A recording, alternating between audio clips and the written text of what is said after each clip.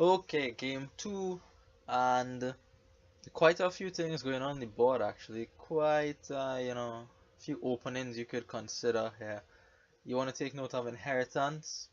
Whether or not you want to trash your estates is up to you. For trashing is loan and remake, so something like Swindler loan could be a possibility. You want to get to 5 as soon as possible to get up to cultist. Of course, Ironmonger is there. Probably never a bad thing to open with Ironmonger. Remake is there as well. Talisman is something you should keep note of because you could gain lots of Ironmongers. Warehouse is also an idea at some point.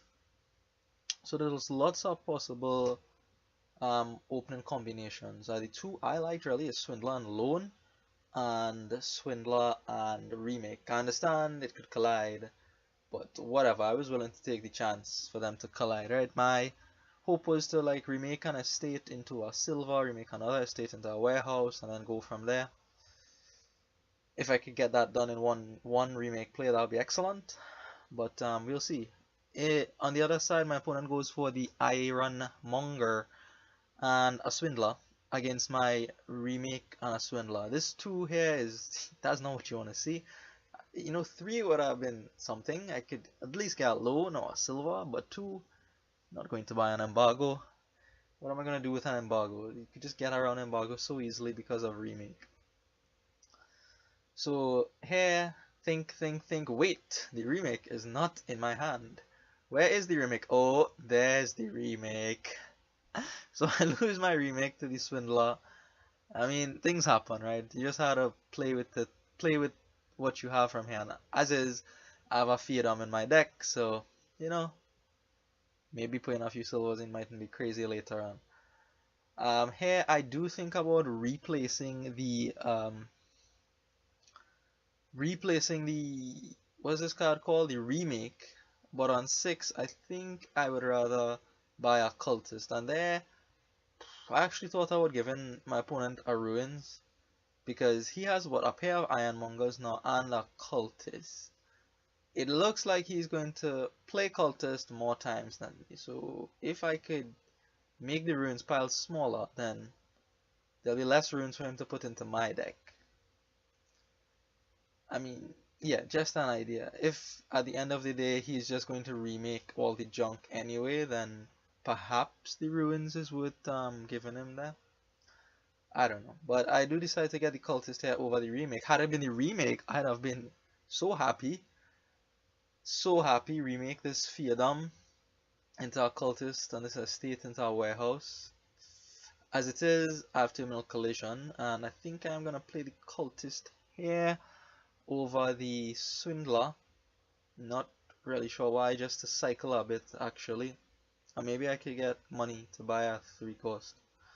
And there, that was incredible. My opponent got 7 of a couple Ironmongers, the cultist, and now all their estates are Ironmongers. That's like a massive improvement in deck quality in just one buy.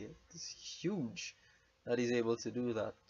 And like that Ironmonger revealing an estate, now Ironmonger gets 2 bonuses, I believe.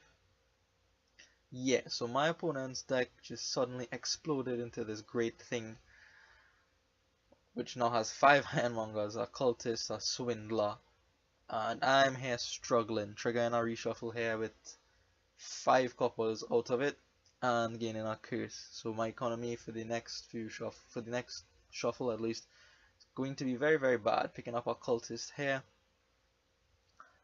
and yeah, there's not much more to be said about this game really. My opponent just builds very nicely up, gets enough cultists, and gets enough Ironmongers down, buying an estate there on 4. I stick around for some time, maybe Swindler could do something magical. Again here, I did think about giving him ruins over the curse. Maybe that would have been better, but I don't really think it would have drastically improved my situation at this point. So I am not really sure what to do at this point, right? I mean, you can't really just give up yet.